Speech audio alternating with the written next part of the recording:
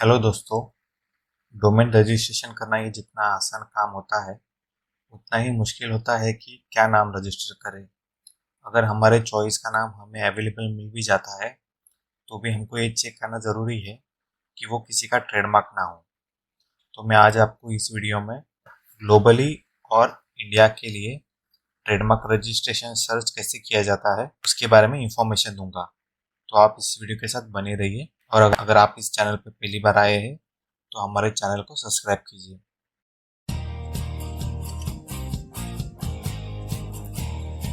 तो आगे बढ़ने से पहले डोमेन रजिस्टर करने वक्त हमको किस 3 चीज़ों के बारे में ध्यान रखना है, मैं आपको इसके बारे में थोड़ी सी जानकारी दे रहा हूँ। First thing, try to keep your domain name short and easy to remember and pronounce. मतलब आपको आपके डोमेन का नाम जितना हो सके उतना छोटा रखना है और जो याद रखने के लिए और बोलने के लिए इजी हो या किसी को बताने के लिए इजी हो। दूसरी चीज़ है, avoid digits and hyphens unless it is not necessary. अगर आपके बिजनेस के लिए या आपके वेबसाइट के लिए न्यूमेरिक या हाइफन की ज़रूरत नहीं है, आप डोमेन में उसको मत ऐड कीजिए। जैसे कि हर्ष इंटरप्राइजेस, अगर हर्ष इंटरप्राइजेस डॉट कॉम अवेलेबल नहीं है तो आप हर्ष डैश इंटरप्राइजेस ऐसे नामों को अवॉइड कर सकते हैं। इसके बदले में आप चाहे तो किसी और एक्सटेंशन को चेक कर सकते हैं, जैसे हर्ष इंटरप्राइजेस डॉट सी ओ या डॉट इन या डॉट को डॉट इन। ऐसे नामों के लिए आप सोच सकते हैं, लेकिन हो सके तो हाइफन्स अवॉइड कीजिए। अगर आपकी बिजनेस की या आपके ब्लॉग की ज़रूरत है नंबर्स ऐड करना तो आप उसको ऐड कर सकते हैं। जैसे कि आपको अगर किसी न्यूज़ के बारे में इंफॉर्मेशन देनी है और आपको न्यूज़ 24 या ऐसा कुछ भी नंबर आपके डोमेन में चाहिए तो आप उसको ज़रूर ऐड कर सकते हैं। और आखिर में तीसरी बात जो है, most important thing, avoid including a popular non trademark. मतलब ज़्यादा इंपॉर्टेंट चीज़ ये है कि आप जानबूझ के किसी भी नॉन ट्रेडमार्क को अपने डोमेन में यूज़ मत कीजिए। जैसे कि एक्को, जियो, डेल या सैमसंग, वीवो या इंफोसिस। आप ऐसे जो पॉपुलर ट्रेडमार्क है इनका नाम अपने डोमेन में मत यूज़ कीजिए। और मैं आपको आगे चल के ये भी बताऊंगा कि अगर आपके चॉइस का डोमेन अवेलेबल है तो मोस्टली आप किस एक्सटेंशन के लिए ज़्यादा सोचना चाहिए। अभी इस वीडियो में हम लोग जो पॉपुलर एक्सटेंशन है जैसे कि डॉट कॉम और डॉट इन उसको नज़र में रखते हुए ही हम लोग आगे के डिस्कशन करेंगे। तो जैसे मैं आपको बता दूं कि अगर किसी डोमेन पे ट्रेडमार्क रिलेटेड केस होता है तो आईकैन ने उसके लिए कुछ ऑथोराइज प्रोवाइडर का चयन किया है। ये उनकी लिस्ट है। तो जैसे आप यहाँ पे स्क्रीन पे देख सकते हैं कि आईकैन ने इन 6 लोगों को डोमेन यूडीआरपी प्रोसीडिंग करने के लिए अपॉइंट किया है। अब ये डोमेन यूडीआरपी क्या होता है? डोमेन यूडीआरपी मतलब अगर किसी ने ट्रेडमार्क डोमेन बुक किया है और वो ट्रेडमार्क का ओनर या फिर कंप्लेनेंट अगर वो उस डोमेन के लिए कुछ केस करना चाहता है तो उसको यूडीआरपी प्रोसीजर कहा जाता है। तो इसमें जो कंप्लेन करने वाला होता है जो कि ट्रेडमार्क ओनर होता है उसको कंप्लेनेंट कहा जाता है और जिसने डोमेन बुक किया है वो रिस्पोंडेंट हो जाता है। तो इनमें से जो ये लास्ट के दो है, नेशनल आर्बिट्रेशन फोरम और विपो, इन दोनों के पास सबसे ज्यादा केसेस फाइल्स होते हैं। तो मैं आपको अभी विपो और नेशनल आर्बिट्रेशन फोरम इनके बारे में थोड़ा थोड़ा इंफॉर्मेशन दूंगा। तो हम अभी देखेंगे कि विपो में और नैफ में आज तक कितने तरह के यूडीआरपी केसेस फाइल हुए हैं और कौन से डोमेन पे हुए हैं। तो सबसे पहले हम विपो का डिसीजन पैनल देख लेते हैं। तो जैसे कि आप यहाँ पे देख सकते हैं ये विपो का डिसीजन सर्च है। तो हमको यहाँ आइडिया आ जाता है कि हम लोग को कौन से डोमेन सर्च करने हैं। अभी हम लोग एक इंडियन कंपनी के बारे में बात कर लेते हैं, जैसे कि है एक्को। जैसे आप लोग जानते होंगे कि एक्को एक 2 व्हीलर और 4 के लिए इंश्योरेंस देती है।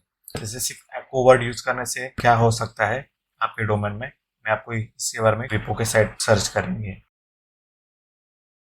हम लोग अभी विपो के इसमें ये ग्लोबल सर्च कर लेते हैं एक्को। तो आप यहाँ पे देख सकते हैं 2017 में केस नंबर 0821 ये हुआ था और किसी ने एक्को इंश्योरेंस के नाम से डोमेन बुक किया था। अगर हम लोग इस केस का डिटेल में डिसीजन देखेंगे तो इसके बारे में आपको कुछ मैं पॉइंटेड नोट्स बता देता हूँ। तो अभी आप इसमें देख सकते हैं दो पार्टीज है, एक तो कंप्लेनेंट है एक्को टेक्नोलॉजी सर्विसेज प्राइवेट लिमिटेड, मतलब जो ट्रेडमार्क ओनर है, और दूसरा है रिस्पोंडेंट, मतलब ये बंदा जिसने ये डोमेन बुक किया था। और ये डोमेन गोडैडी में बुक था। तो अब आप यहाँ पे देख सकते हैं कि 24 अप्रैल 2017 में ये यूडीआरपी फाइल हुआ और इसका डिसीजन आते आते जून आ गया। 13 जून 2017 में इसका डिसीजन आया। आप यहाँ पे डिसीजन देख सकते हैं, disputed domain Acko insurance be transfer to the complainant. मतलब जो पैनलिस्ट रहते हैं उन्होंने ये डिसीजन दिया था कि जो ecoinsurance.com है वो कंप्लेनेंट को दिया जाए। ये सब प्रोसेस में कम से कम 3 महीने जाते हैं और ये सब प्रोसेस करने के लिए कंप्लेनेंट को कितना खर्चा आता है, तो इसमें कंप्लेनेंट को यूडीआरपी फाइल करने के लिए लगभग तो उनको $1,500 पे करने पड़ते हैं। लेकिन जहाँ तक रिस्पोंडेंट की बात है तो उसने रिप्लाई नहीं किया है तो उनको कोई खर्चा नहीं आता है। लेकिन एक चीज़ होती है, अगर ये सूट फाइल हुआ होता तो रिस्पोंडेंट के लिए ये बहुत तकलीफ बन जाती। तो यूडीआरपी फाइल करने से रिस्पोंडेंट बच जाता है। मोस्ट ऑफ द केसेस में यूडीआरपी फाइल होता है, बहुत बहुत कम केसेस के लिए यूएस में सूट फाइल होता है या फिर कंट्रीज में सूट फाइल होता है। मैं उसके बारे में आपको भी एक शॉर्ट में बताऊंगा। बहुत साल पहले फेसबुक ने भी यूएस के कोर्ट में एक सूट फाइल किया था कि दुनिया में जितने भी फेसबुक रिलेटेड डोमेन्स है ऑलमोस्ट सब डोमेन की उन्होंने लिस्ट निकाली थी और वो कोर्ट में सबमिट की थी। और कोर्ट ने ये इंफॉर्मेशन दी थी कि जितने लोगों के पास फेसबुक रिलेटेड डोमेन है वो सबको डोमेन्स बंद करने हैं। तो ऐसे भी सूट फाइल की जाती है, लेकिन वो केसेस में सब जो रिस्पोंडेंट होते हैं वो अपना अपना डोमेन छोड़ देते हैं या फिर जो रजिस्ट्रार रहता है वो सब डोमेन अपने कंट्रोल में ले लेता है। बेसिकली वो डोमेन लॉक कर देते हैं या फिर वो डोमेन पे अगर कुछ भी चालू है, पार्किंग चालू है या कोई अननोन वेबसाइट चालू है उस नाम रिलेटेड, तो रजिस्ट्रार उसको बंद कर देता है। तो ये भी एक चीज होती है जब भी ट्रेडमार्क रिलेटेड इशू होते हैं। अभी हम लोग एक सेकेंड केस देख लेते हैं। अभी हम लोग यहाँ पे देख लेते हैं पॉलिसी बाजार। अभी आप ये देख सकते हैं मैंने पॉलिसी बाजार में स्पेलिंग पूरी नहीं डाली है, इसमें डबल ए है, लेकिन मैं अभी यहाँ पे सिर्फ पॉलिसी बाजार डाल रहा हूँ। तो यहाँ पे इस केस में आप देख सकते हैं कि इस बंदे ने LIC पॉलिसी बाजार डोमेन बुक किया था। यहाँ पे भी कंप्लेनेंट जो था पॉलिसी बाजार की कंपनी थी।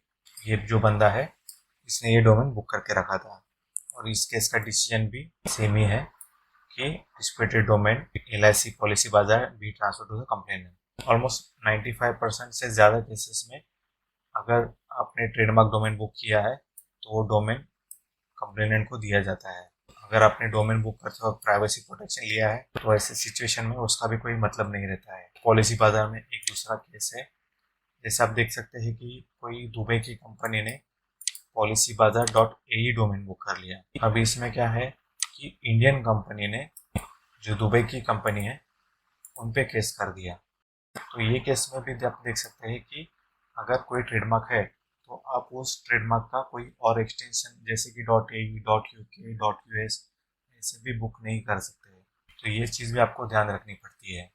जैसे कि मैं आजकल देख रहा हूँ कि काफ़ी सारे YouTuber free domain free hosting के लिए काफ़ी सारे अलग अलग साइट सजेस्ट करते हैं, जिसमें वो लोग बताते हैं कि आपको फ्री में .uk, .co.uk डोमेन मिलेंगे और आपको साथ में फ्री होस्टिंग मिलेगी।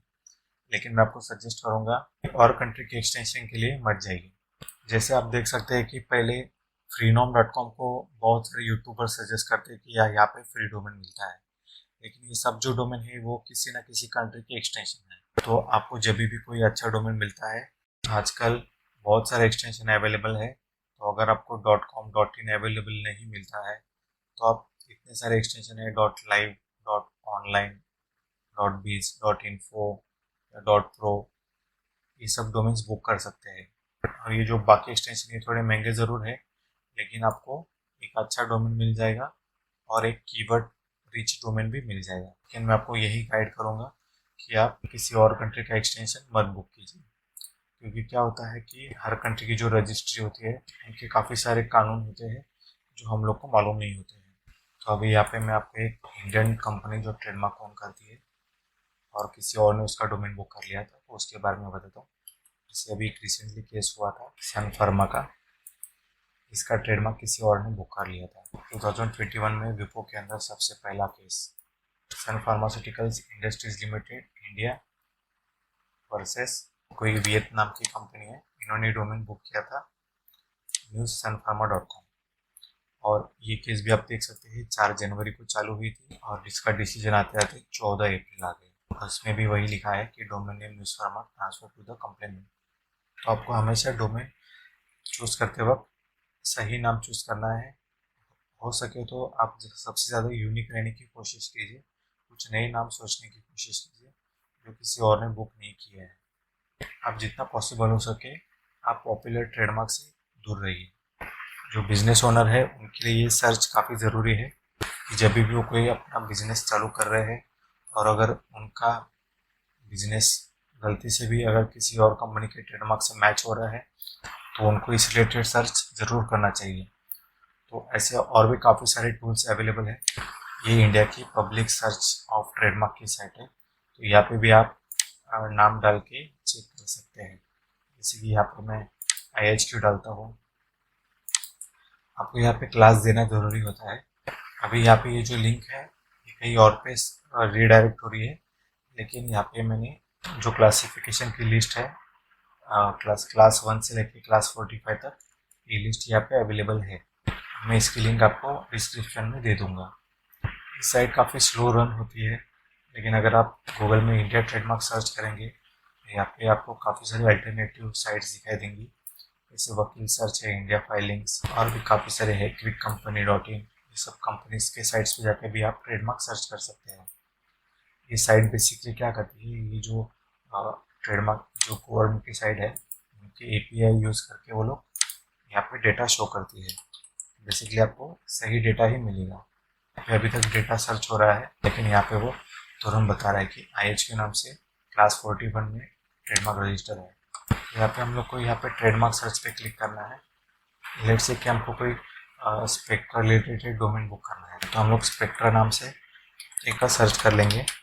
तो यहाँ पे पता चल जाएगा कि कितने लोगों ने स्पेक्ट्रा नाम से रजिस्ट्रेशन किया है। तो आप यहाँ पे देख सकते हैं कि यहाँ पे अलग अलग लोगों ने अलग अलग कैटेगरी में अलग अलग क्लास में उनके रजिस्ट्रेशन किए हैं और कुछ लोगों के ट्रेडमार्क सक्सेसफुली रजिस्टर्ड भी हो गए हैं और कुछ लोगों ने विड्रॉ कर लिए हैं या किसी किसी किसी के वो कैंसिल भी हो गए हैं या किसी किसी का ऑब्जेक्शन दिखा रहा है। तो इस तरह से आप अगर आप कोई बिजनेस स्टार्ट करने वाले हैं तो यहाँ पे आके आप डेफिनेटली पहले ट्रेडमार्क सर्च कर लीजिए, तो आपके लिए फिर वो इजी हो जाएगा। जैसे हम लोग ने देखा कि UDRP फाइल करने के लिए विपो और NAF जैसे ऑर्गेनाइजेशन है, वैसे ही .in डोमेन के लिए भी INDRP होता है और ये .in रजिस्ट्री खुद हैंडल करता है। किसी ने ट्रेडमार्क बुक किया है .in डोमेन के लिए, तो ट्रेडमार्क ओनर डोमेन ट्रेडमार्क के लिए प्रोसीजर दी गए हैं।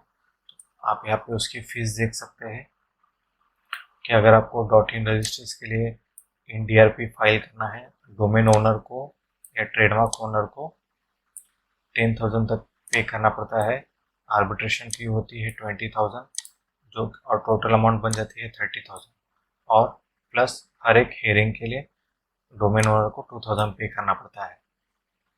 तो INDRP भी ऐसे ही काम करती है जैसे UDRP काम करती है। अभी हम लोग यहाँ पे कुछ प्रीवियस डिसीजन देख लेते हैं। जैसे कि आप देख सकते हैं यहाँ पे कितनी बड़ी लिस्ट है। यहाँ पे आज तक 1 2 4 4 इतने डोमेन्स पे केस हुए हैं। जैसे आप यहाँ पे पॉपुलर ट्रेडमार्क है, असेंचर है, एडोब है या वोल्टास है, go IndiGo, Infosys, Google, Policy Bazaar, WhatsApp, century 21, Dell, Amazon, Syska. आपको यहाँ पे पता चल रहा है कि स्पेशली जब भी आप .com या .in बुक करने वाले हैं तो आपको कोई भी पॉपुलर ट्रेडमार्क का जो डोमेन है वो रजिस्टर नहीं करना है। 2020 में ऑलमोस्ट 90+ INDRP फाइल हो चुका है। अगर आप ब्लॉग बना रहे हैं या फिर कोई आपकी बिजनेस साइट है तो आप डेफिनेटली थोड़ा सा रिसर्च कीजिए आपके डोमेन का नाम फाइनल करने के लिए, ताकि आप आगे आने वाली मुश्किल से बचें और आप आपका ट्रेडमार्क फ्यूचर में रजिस्टर कर सकें।